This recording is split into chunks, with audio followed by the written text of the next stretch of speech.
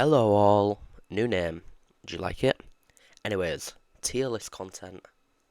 You may disagree with some of my placements. Let me know why. I'd love to hear. For this one, I'm assuming the killer is going against decent survivors, those who know how to loop, their ability to win against said lobbies, and general stuff like map reliance, genlock reliance, stuff like that.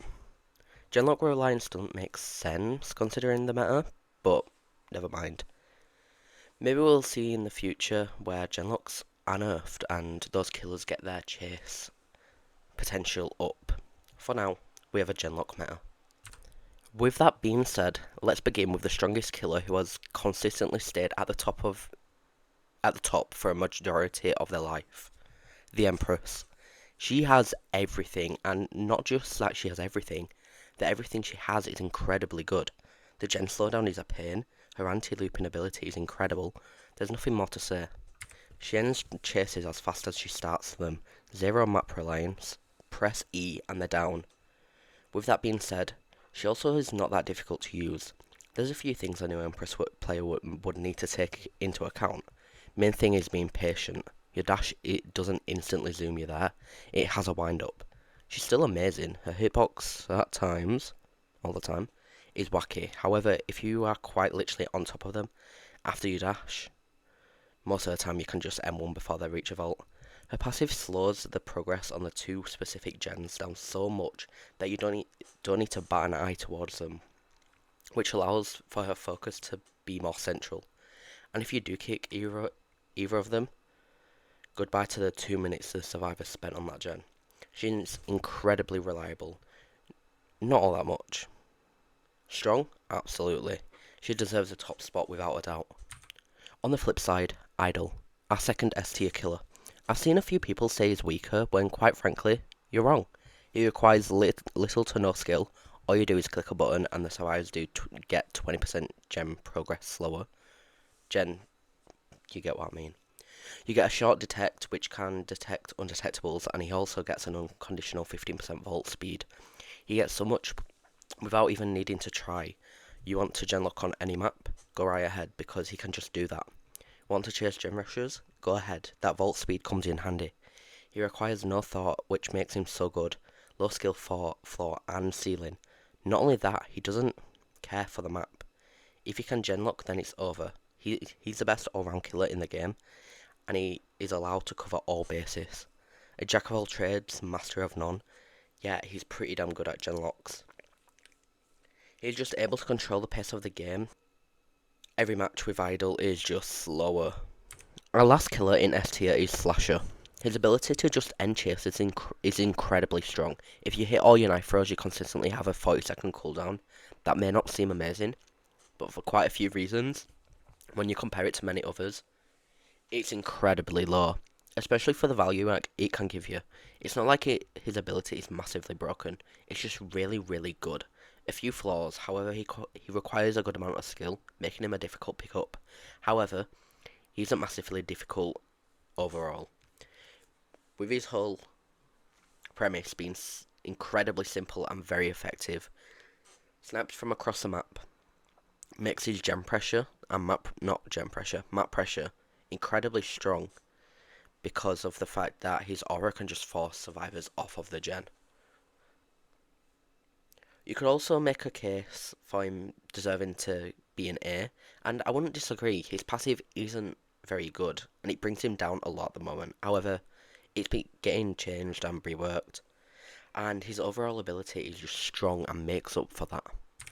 Time to move on to A tier. Warden is at the top. He is a menace to newer players, and he's such an incredibly unpopular killer. People don't typically have experience versing him.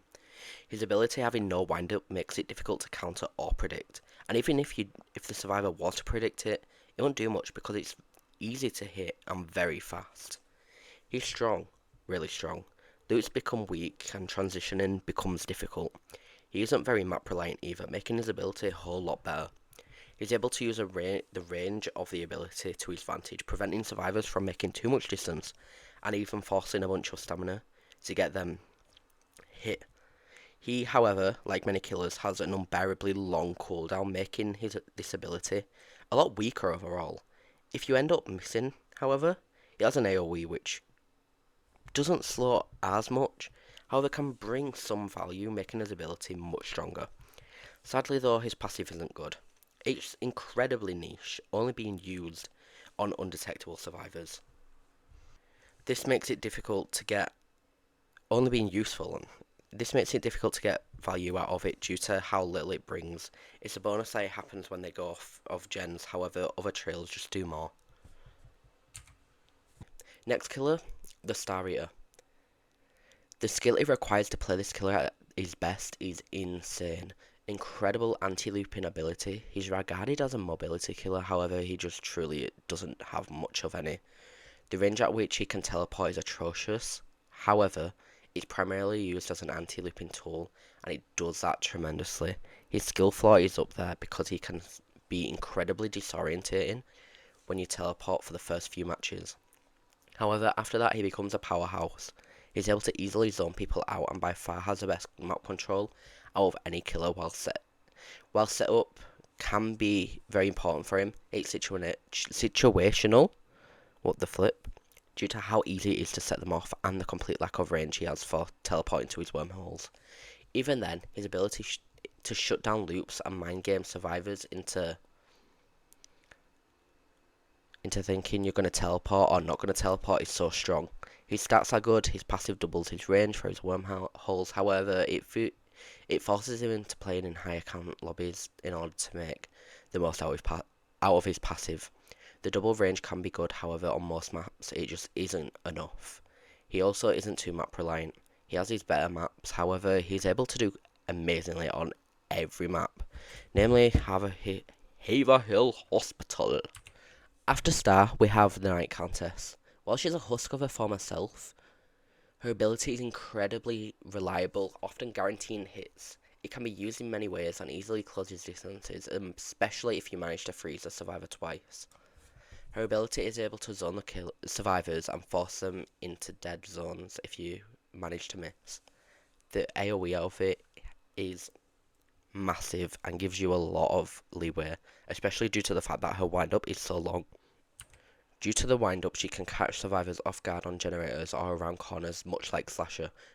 This allows for a high level of skill and gives her a lot of potential. Her passive, however, forget it. Forget it exists because it's horrible. It's niche and often useless. She also isn't too map dependent, making her very good again. What makes her worse than someone like Warden is her cooldown is longer, and her passive is even more useless than Warden's. Next, Android and Watcher. I don't have enough to say about them to talk about them separately. They're the same side of the same coin. They have 2 detects, great anti-gen, there isn't much to say. Weak in chase, but gen locking is a meta, so it doesn't matter too much about. Although, killing people is required for gen locking, I think Android just pushes out on Watcher mainly because of his speed and terror light being hidden when he kicks a gen. That allows for him to patrol much easier and catch survivors off guard. The gen regression from the Watcher's passive, though, is devastating. What else can I say? You could argue other killers should be above them, however, gen locking. B tier. This is where the killers begin to have cracks and flaws in the kit. Host. Her cooldown is incredibly short, and effectively blocks off any loop you want. She can require some setup, however her ability is very reliable and causes constant transitioning. She's also able to zone survivors and force them into a corner, trapping them, making sure she can get a hit. However, her power can quickly become useless if you have a little fly following you around, stepping on all of your traps. This makes her power redundant. She has potential to wipe the server though. Her issue is just how easy it is to get rid of her traps. She's too map reliant, however, she works best on a select few, like Haverhill. Of course, why did I say it like that? Of course, and wastewater. She doesn't require too much skill to get the grasp of, however, however, can be decently high skill ceiling and with knowing good trap locations and way of zoning survivors. Next, Janitor. Again, incredibly unpopular, which makes him harder to play against. However, unlike many in A and S tier killers, he has a form of counterplay which is quite effective. Stay away from the wall when he's on the other side as a survivor. But even then, he's great at effectively enabling a loop that is useless. His cracked earth is on a short cooldown which allows for 2 loops at the same time to be disabled. This is able to help decommission a lot of survivors from looping, and especially gem rushers. If you place your ability down when they're vaulting, it's a guaranteed hit, which is amazing. His passive takes a down survivor to 50% bleed out with a pretty short cooldown. When it comes to lobbies, you often get downs every 30 seconds unless you end up snowballing, which is good.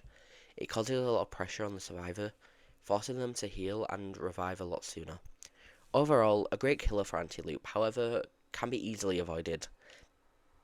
There's not too much you're able to do in order to do better in your gameplay. The ability isn't very skill orientated. You can have better timing on everything, however, the reality is that he's a decently easy killer to grasp and use. He's also isn't overly map dependent. He suffers in maps with a plethora of loops and vaults, which, however, it doesn't make him automatically useless. He's pretty decent. Up next, the experiment. Okay, wow, I'm only halfway through this video. The experiment has instant gem regression. The best form of gem regression, making his gem patrol ability amazing, and allows him to focus on one gen while also making the other gens a nightmare. His anti-gen isn't as prevalent as most. In fact, I'd argue he fits mobility way more. He's pretty all round though, with survivors getting the cheese touch when the experiment unburrows near them, causing them to be slower and vault slower. This is really good for chase of course, and just makes him way more worthy and gives him that oomph he really needs. He has mobility, which is amazing, however, it's not all that good. He's forced to make a decision when he exits burrow. Do you kick the gen or chase the survivor? Either way, you're losing out somewhere, which kind of just leaves him in this awkward spot and annoying disadvantage. He doesn't have that much skill required in order to do good, much to everyone's shock. A very simple killer, not too much map dependence. Just probably don't play him on Haverhill. Next of Rooney is voidskulk. Classified as the queen of genlocks. Reminds me of a killer in another ASIM game. Anyways, her mobility is easily the best in the game. It allows for her to have map-wide traversal while on a decently short cooldown. This is what makes her genlock ability incredibly strong. Her passive as well is incredibly good, hiding your terror light, slowing gens and fast vaulting. This can make chases easier and gens slow. She's very good at holding a game hostage. That's her main gimmick. She's there to simply genlock and nothing else. She does that incredibly well. With her vault speed, she's able to catch survivors off guard, which makes chases a bit easier. Not only that, she doesn't take that much skill to pick up. She absolutely requires some knowledge on what you should use your passive on, and where you should put your conduits. However, her conduits are so loud it's impossible to do anything stealthy or different. She also isn't map reliant on her conduits, as her conduits can be placed anywhere and doesn't require some elaborate plan to use. Simply place them and you can utilize them. Next up, the polluted. The polluted is amazing at zoning out survivors and manipulating where they go. His ability to end chases is amazing, and he also gets a bit of gen slowdown and vault speed, which also helps his anti-chase and allows for some pressure on generators. This aids his purely anti-chase gameplay and allows for him to commit to chases more often. It synergizes well and it incentivizes you to not tunnel and allow them to spread the oil. He has amazing 1v1 potential, however, when it comes to his 1v8, he isn't able to pressure multiple survivors and it forces him to tunnel visioning on one survivor, making his gameplay feel slow. He also is map dependent. You want maps which have many dead zones in order to use. You want restart. You want maps which have many dead stones in order to utilise your slow to the max potential and to prevent any more transitioning, which is his biggest downfall. Fall. If you're on a map which has constant and easy transitions, then the survivors will be able to avoid your slow without any difficulties, making it useless, but also making his passive useless. He also takes a decent amount of skill to use fully, which, while at a baseline he isn't too difficult, he has a decent skill ceiling. Next, the principal. I see an argument for principal being higher as he is incredibly versatile, but also very, very fast. Similar to Idol. However, Idol does the gen locking part so much better. Now, principal isn't there to gen lock. That much is true. He's an incredible gen slowdown he has incredible gen slowdown with instant gen regression. This easily prevents generators from being completed and halts all their progress. His all-round playstyle doesn't lock him into one archetype, making him very, very versatile and both easy to use and simple to understand. He's by far the fastest killer in the game, making chases against him feel unusual due to the generic 5.5 or 6 speed most killers have.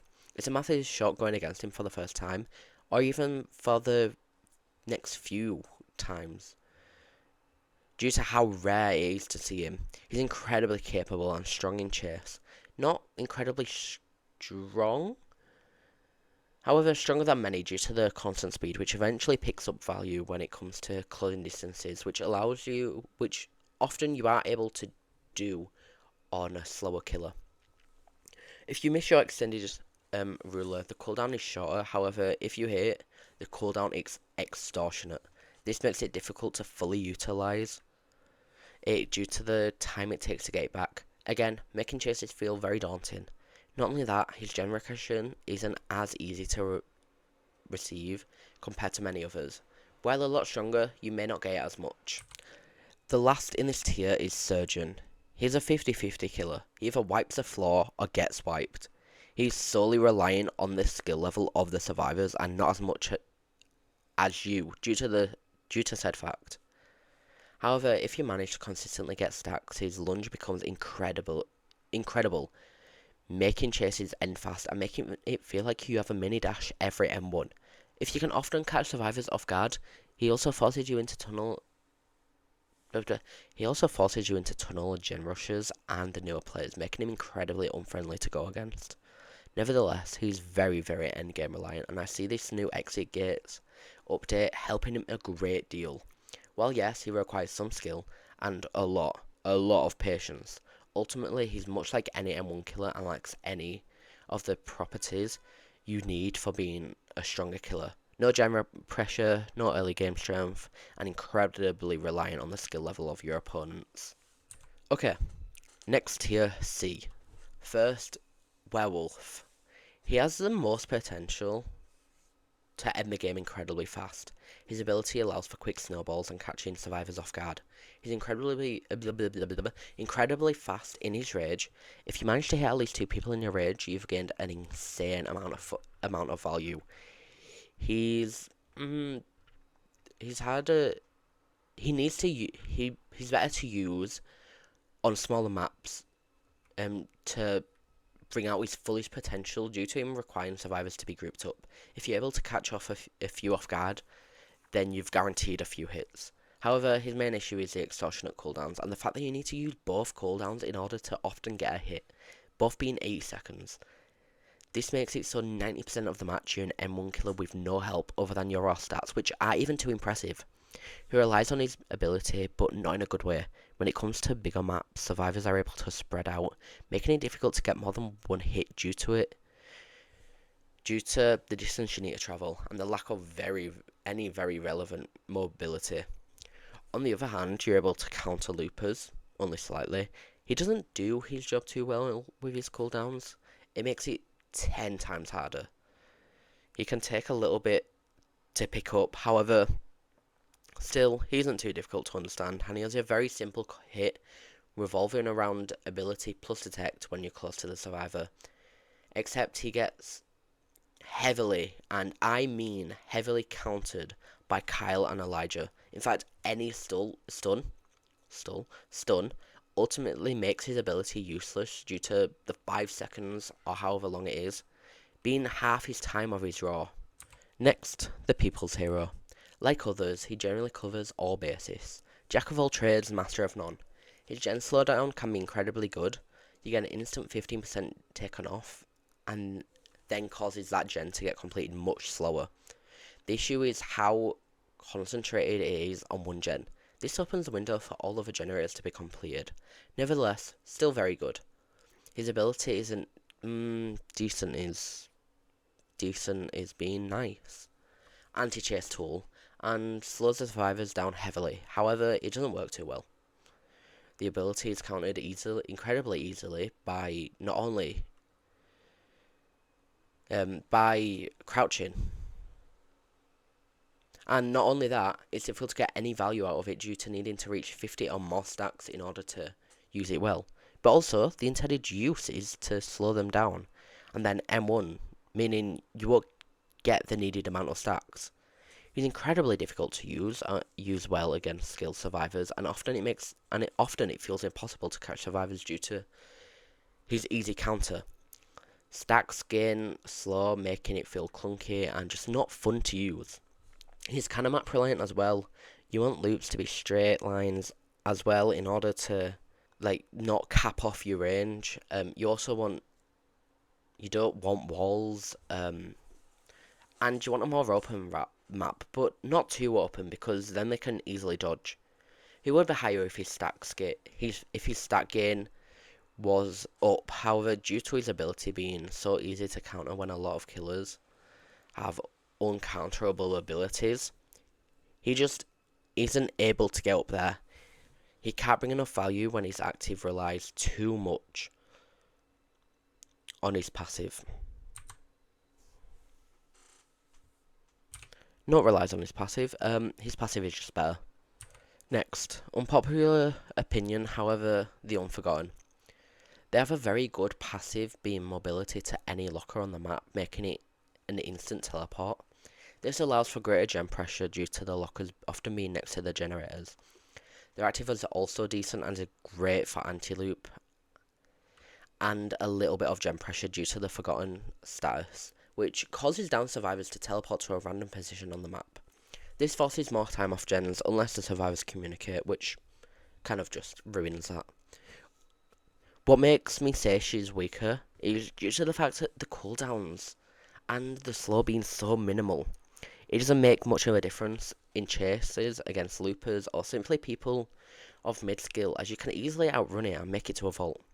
A lot of the time it won't give any value, and due to the cooldown of 60 or 70 seconds, it limits you and you aren't able to use it nearly as often, which then means you aren't able to catch survivors off as often.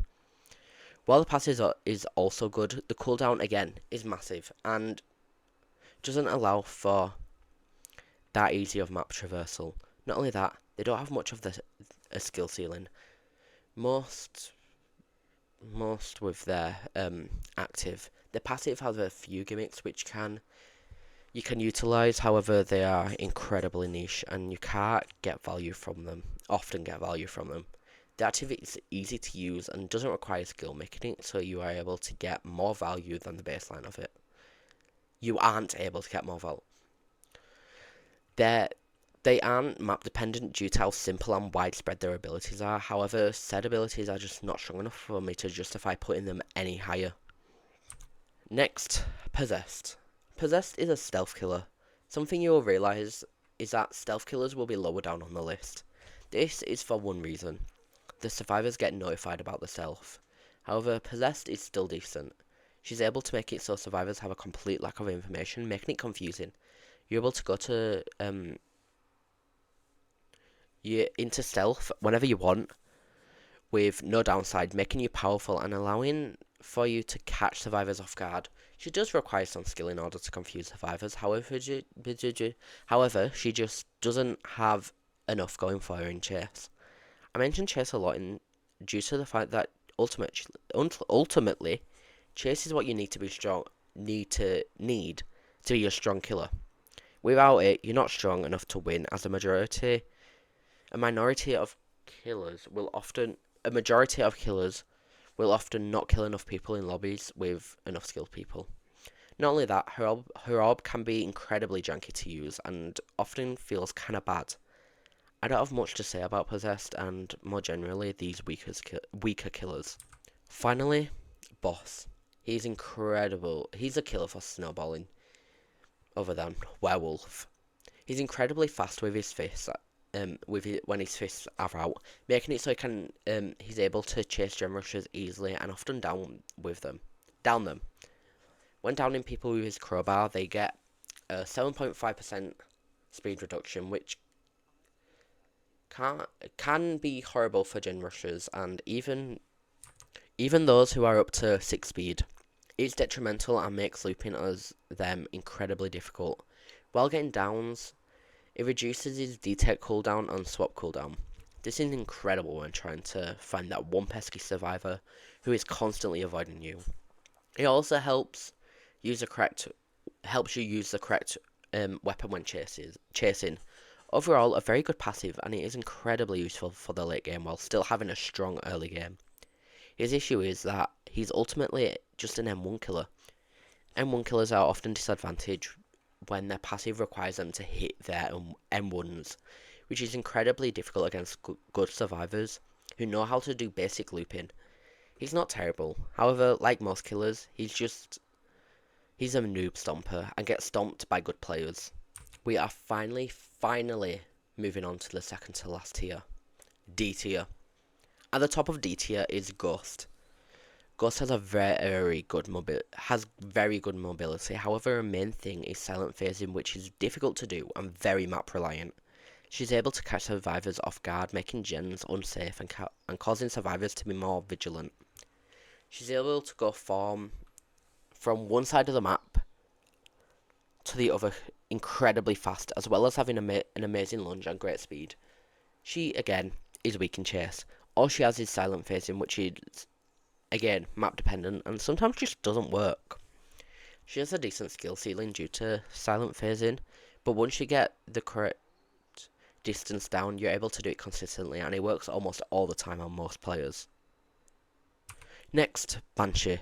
If I was told to make this tier list a while ago, she'd be at the bottom, but someone else takes that place. When she downs someone, the miss time is so low and doesn't actually help with stealth the majority of the time. Her scream, however, can be decent. The extra speed you get when you scream often helps you get a hit, and the more people in the radius, the faster you go, which helps with snowballing and then helps with the major gem regression. And has instant gem regression as well, which helps gen slow down so much and can often come in clutch when you need it. It also gives a lot of information on where the survivors are located. The issue is how long the cooldown is for how little it helps in chase, and how easy it is to void. Normally there's a person keeping track of when you get off the gen, and even more, they will realise how you play and keep off when you're in chase, with your ability making it difficult to get a lot of value out of it. Plus, isolating survivors. She's good in a 1v8 game with the gen slowdown. She's just a lot weaker when it comes to 1v1 chases. She's also so incredibly loud and obnoxious. At the bottom of D tier is Stalker. She has great stealth, often catches survivors off guard and can be frustrating to go against. She has 20% gen slowdown while in crouch. Incredibly funny to jump scare people. However, there just isn't much to say about her, which is good. She's slow in a crouch, so ultimately that gen slowdown doesn't do much. Stuns are incredibly heavy on her. She gets countered by Yan, which leads into her map dependency. Good luck trying to use her on Cliffmark Beach, because if you get killed by Stalker on that map, I don't know what to say. You probably knew. She takes too long to get to the gens for that slowdown to be good. And her best map, Haverhill, Yan. Every time without fail. Oh, not only that, you get a notification that she's actually in the stealth the entire time. She's not good. She's only there for jump scares. Zero trace relevance. Overall, just not good. And now we are in F tier. Apostate. Oh wow. Incredibly weak early game. Again, her ability is anti-loop. However, it's not good anti-loop. The slow is irrelevant most of the time, and for what it does, the bubble size isn't big enough. She has zero gen pressure, and to get value out of her passive, she needs to get downs, and with how bad her ability is, it feels impossible to do against decent survivors. She's great at proxy camping, however, and being able to get that instant down is incredibly satisfying. I don't have much to say about her. Then lastly, showstopper. Wow, she is bad. She went from the best killer to the worst killer. She's map dependent, incredibly so. A very high skill floor, and she feels clunky to play. Her early game, again, is weak, and she's super slow. Her mirror often doesn't even work and feels awful to use. She doesn't really have any positives other than going to a one-way, which can be countered by so many other killers so much easier, and without the added frustration of the 0.5 second where the slow doesn't work. She also needs 8 or 7 survivors in the game to reach her max potential and even do decent. She is map dependent. What else is she? She's terrible. She's terrible. Anyways, that's the video. I hope you enjoyed. It might be a little bit of a boring video. I apologise. I didn't really do much on the screen, did I? I'll probably just put gameplay over it, not the actual correct gameplay. That's what I'll do for my next tier list. So watch out for that. Bye.